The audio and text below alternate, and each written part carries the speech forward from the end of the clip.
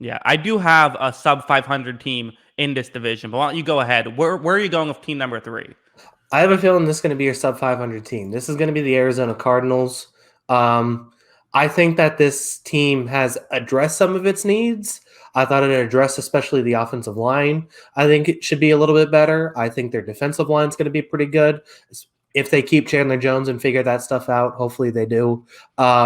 I think that they address some of their linebacker issues, especially in the draft with Zayvon Collins. I do think that they did sacrifice some things and are a little worse in different spots too. But I still feel like that it's a pretty good football team, and I still think that they're going to be competing for a wild card spot, kind of like what they were up until the end of the year last year. So I got the Cardinals here at number 3. Yeah, I don't entirely disagree. This, spoiler alert, this was my sub 500 team. It starts with, Kyler Murray, I have as a tier 3 quarterback. The reality is, I made a whole video on this. There's so much he does well. The pass is deep down the field. He can't really throw over the middle that well. That's just, you look at the numbers, it's way worse when he's throwing over the middle.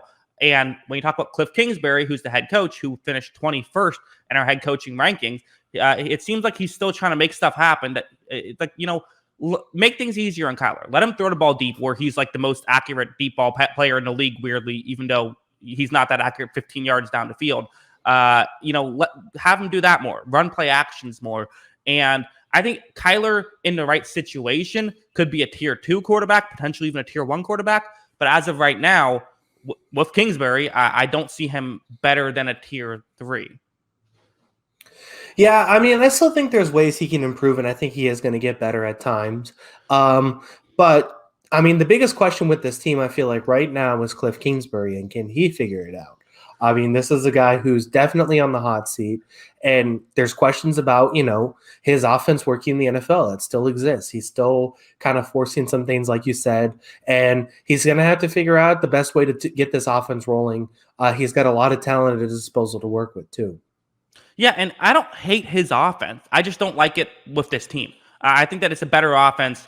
I think that what I want is, I said this in my video, was go full Bruce Arians. Go no risk it, no biscuit. Just start pushing the ball down the field. Because, again, Kyler down the field, he's ridiculous. He's amazing. These deep balls are perfect. And then you have, we'll get into it in a second, but DeAndre Hopkins, maybe the best deep ball receiver in the league. It's just such a great combination. Use that more than I think the 9% that they're throwing the ball 20 plus yards down the field. Make it 15%. Honestly, make it 20%. I mean, it's so good. Yeah. Did Colt McCoy almost bump this up to a tier 2 for you? definitely, maybe factored in, maybe considered that. Yeah, he's on his way up. He's a good young quarterback. Yeah, okay. He's again. For those of you who are unaware, he's one of those guys that in my head I'm just still convinced is going to be good. No matter how, it'll be 30 years from now, and I'll still be like, watch out for Colt McCoy. Yeah. Yeah, I mean, I agree with all of your criticisms with the offense. I think that they need to tweak some things, and this is a make or break year for them. So maybe they take a few more chances. And I still think Kyler Murray, under the right circumstances, can vault himself into the tier 2 category easily, which just raises the ceiling even further for this team. Yeah. For halfbacks, this is a bit of an issue. Chase Edmonds and James Conner are both guys who I don't hate as a backup back. Not really the guy I want as a starting back. So this is actually tier 5 running back room for me. Yeah, I mean, I think that's fair. The Connor stuff that we saw last year was obviously glaringly bad. Now, how much of that was Pittsburgh? I still think he's going to struggle this year, and I think he's the clear backup. Chase Edmonds, I like as a receiver. I actually like him catching the ball out of the backfield, and I think that's going to be a really nice touch to this offense, too, especially if they want to stretch it more vertical. Having that outlet as the running back going out for passes will be nice. But as the lead back, that's going to be a little tough to see. Obviously, Kyler is going to play a big part of the running game, so I don't think it's a huge issue for this team. But at the same time, you just wish there was another guy there. Yeah, and speaking of wishing there's another guy there, you talked about his receiving. Well, they might need his receiving because of who they have in the receiving core. DeAndre Hopkins, obviously, he's elite. He's one of the best, if not the best wide receiver in football. He's one of those guys where if someone says, I think Hopkins is the best in football, you say, sure. You don't really argue with that, even though you might have a different opinion. It's like, you could definitely make that argument. The question is just, what else do they have? You have basically the corpse of AJ Green at this point, which we've seen veteran guys get into a new system and have some success, but I wouldn't bet on it necessarily. Then we have a bunch of guys who are second round picks who I'm not too sure about. Christian Kirk, who was a former second round pick. Andy Isabella, a former second round pick. Rondell Moore, who they just drafted in the second round, who I don't love personally, although I do think he'll fit that offense well because he's good at screen passes and stuff, which is that whole air raid thing. Also have Keyshawn Johnson, not that one, the other one, a sixth rounder from 2 years ago, who I remember having a really good preseason and then kind of didn't do a lot. So maybe keep your eye out for him. And then Max Williams, who is more of a blocker, but he's pretty solid for the tight end position. It's a tier 3 wide receiver room. It would be tier 5 without D-Hop. I mean, this offense needs DeAndre Hopkins. You talk about Seattle relying on guys. If DeAndre Hopkins is gone, I mean, put a fork in the Cardinals. They're done. Yeah. I mean, he is I don't know if I have him as the best receiver in football. I still say Tyreek Hill is the weapon that I would not want to play the most. He may be the best 50-50 ball catcher I've ever seen. The way that he can just battle corners in the air and make catches is insane. And he does it really well with this team. And you mentioned Kylie's deep ball ability. It just caters to that. I think it's a huge benefit to them. AJ Green was interesting because his 11.1 yards per catch, it's not horrible, but at the same time, you look at it, he had like 47 catches on 104 targets. And that's horrible. That's really bad. I mean, that's really bad. But, like you said, sometimes we get a little bit of a resurgent year under the right circumstances. Maybe we can see it. Christian Kirk, is a guy who we kind of looked like, oh, this could be a guy for this team. Maybe with Larry Fitzgerald not there anymore, maybe he's a guy. I mean, I'm still not betting on a lot of this stuff, but I still think that there's options here that could get better and make this a little better. But, yeah, I mean, they need Hopkins on the field basically as much as possible. Yeah, and they need this Rondell Moore pick to hit. They need to hit on that one because, again, you spend a second-round pick on a receiver. We've talked about receivers are notoriously difficult to figure out. I feel like they need that to hit. Yeah, and this is an organization that has just done really well with receivers in the past. They had obviously Bolden, they had Larry Fitzgerald, they had who's the one guy? Michael Floyd, was that who it was? Yeah. Super Bowl champion Michael Floyd. Yeah, John Brown. They've just brought in all these guys and they've kind of worked for this team.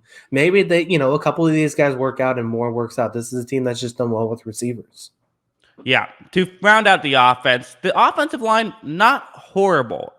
You have DJ Humphries, who's solid, and Kevin Beachum, who's solid. So maybe not spectacular, but you also have guys like for the guards, Justin Pugh and Justin Murray, who again, these are guys who can play, and you followed up with one of the best, if not the best center in football, Rodney Hudson. Still don't know why the Raiders let him go. So that puts them it's a tier 3 offensive line for me. There's no real hole, and they do have someone who can, excel in Rodney Hudson. Wow, I thought you'd want to have this one a little higher, honestly. You're such a Rodney Hudson guy. I mean, look, right. The thing is that I thought their tackles were pretty good last year. I kind of like this offensive line. I thought their tackles were pretty good. I thought their interior really struggled last year. So to fix the interior of your offensive line, you go and get the best center in football, maybe. I mean, that's a pretty good bargain for your team. So I kind of like this offensive line. I'm looking forward to watching this group. I think it's much improved based off the team from last year. So where would you have it?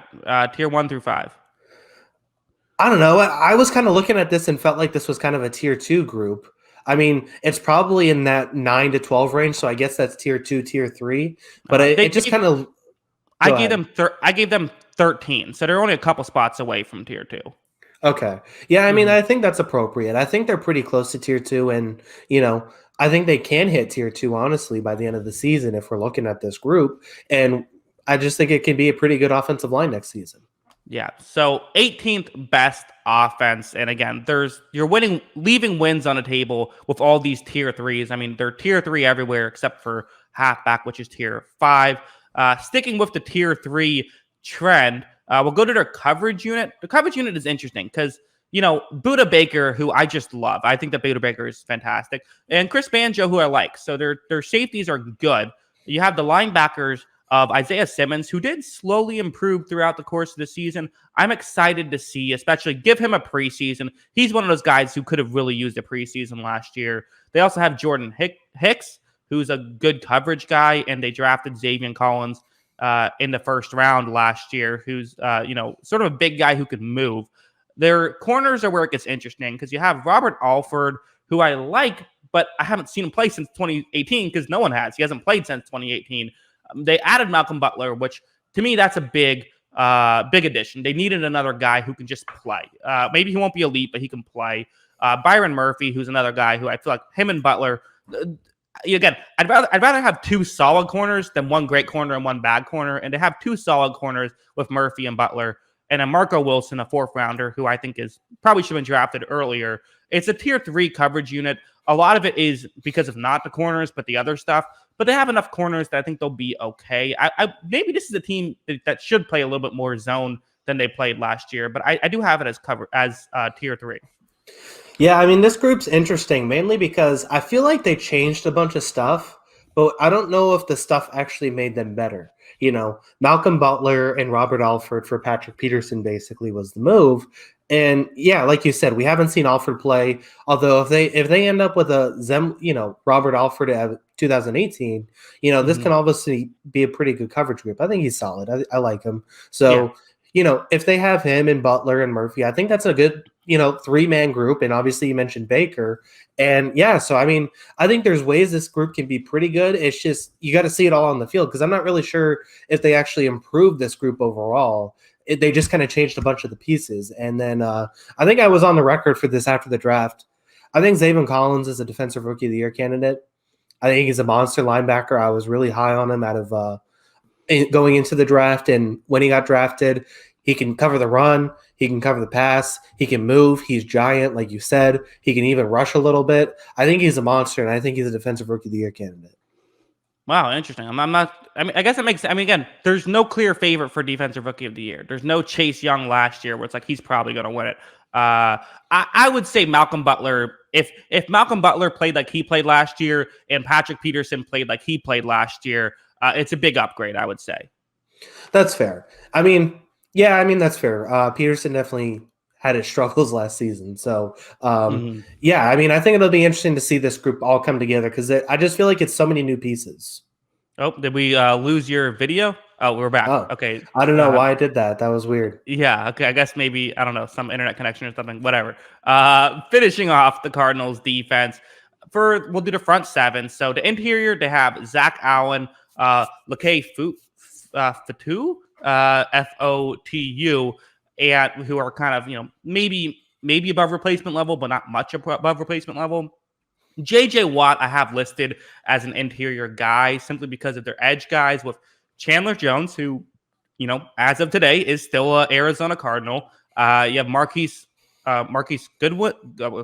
Golden, and Devin Kennard, who are both above average players as well in their own right. Already mentioned the linebackers. So I have it as a tier 3 run defense. It was right at 16, so middle of the road run defense, but I have it as a tier 2 pass rush. I'm interested to see with Jones and JJ Watt, kind of a couple of veterans in there, how this goes. That puts their defense at 17th overall. Yeah, and I really just hope Jones stays with this team for the year because I think this could be a really fun group to watch with him and Watt. If they can both stay healthy, I think that's a really potentially dominant group, honestly, with those two and getting after the quarterback. And then, you look at the other guys and, there's really no – I would say you look at this and there's not like glaring weak link with this group. I think that there's a bunch of solid players and then you have J.J. Watt and Chandler Jones who are potentially really good players. So, I mean, I think that's a pretty nice group in the front 7 that you can work with. I think there's a bit of a weak link. I think other than on the inside, especially if J.J. Watt's playing the outside, I worry about the interior defensive line. Yeah, I just don't think he's that guy anymore. Honestly, I feel like he's a 3-4 end now, or that's basically what I feel like he is. I don't think he has the same athleticism and explosiveness to play on the edge. And quite frankly, last year he was damn good at it when he was with Houston, being a 3. Yeah, so I think I have no issue with him there. But again, I would say that it's a bit top heavy, I guess, is what I would say with this front 7. Yeah, I mean that's fair, but it's going to be interesting to see this group as a whole. Like I said, I just hope Chandler Jones plays because I think it can really raise the level of this team. Yeah. So again, a lot of tier threes. I don't know how much this team is like. Oh, they're debatably the best in the league at that. In fact, I think I would consider you crazy if you say they're the best at anything in the league. Matt Prater is a tier two kicker. So he's one of their best assets. This is a 7.75 win team for me. So it's just below 500. It puts them at 21st in the NFL though. So again, I'm not crazy high on Arizona. I like some of their players, but I think that we're going to have to see for this team to make the playoffs. We're going to have to, at the very least, see tier two quarterback from Kyler Murray, which it's tough to put on the young guy, but that's kind of what we're at right now. Yeah, and I think that that's where this team has the room to improve, though, is that, Kyler can take a leap. They have a pretty good offensive line in front of him now. Maybe Christian Kirk and AJ Green can morph into like a combination of a number two receiver numbers. Not that either one will have it individually. Maybe you get a little bit out of Rondale Moore as that third option. Then all of a sudden that's a solid receiver group. And then, part of this coverage unit gets a little better. If my prediction on Zaven Collins as the defensive rookie of the year comes true, that just makes this defense even better too. So I think there's room for this team to improve. It's just, is Cliff Kingsbury going to be the guy that put this team in the position to win? And also, can these guys make that leap this quickly and make this team good? So here's my question. I have a question for you, Kyle. Yes. When you talk about the Seahawks, it was a lot of, well, what if this goes wrong? What if this goes wrong? With the Cardinals, it's, well, what if this goes right? What if this goes right? To me, when I'm saying those two questions, that's clearly I like the Seahawks better than the Cardinals. You have it the other way. Why do you feel that way? I don't know. Well, like I said, I just think a lot of this stuff with the Seahawks, I haven't loved their offseason. I haven't loved a lot of the conversations about this team in the offseason. And I just feel like from what I've seen from Pete Carroll with this team, I don't know if he's willing to make the adjustments necessary to make this team to the level that I think it can be or where it will be. And I think that's the biggest problem I have with the Seahawks and why I could see the bottom kind of falling off on them this season. And then Russell Wilson asking out and wanting to leave the organization and that kind of stuff. I mean, like I said, I think that there's sometimes that there's teams that kind of just fall off the cliff and then all of a sudden it's just over and they're blowing things up. And I just wouldn't be surprised if the Seahawks are this team this year. Yeah, KD says, it's KAYD says, Seahawks have big holes. It is true. I guess I'm okay with a team that's top heavy if the top heaviness is, one of the best quarterbacks in football. So I guess we'll see. That's where these two teams are basically complete opposites, right? The Seahawks have it's either tier 1 or tier 5, and then the Cardinals are all tier 3 across the board. So it's kind of funny to look at the contrast. Yeah, exactly. Yeah, no, that is very, very funny, and I guess that's where the disagreement comes in. I say I'd rather have a team that really excels at the most important parts of football, and you say you'd rather have a team that just doesn't have those holes. And so it should be interesting to see how it works out.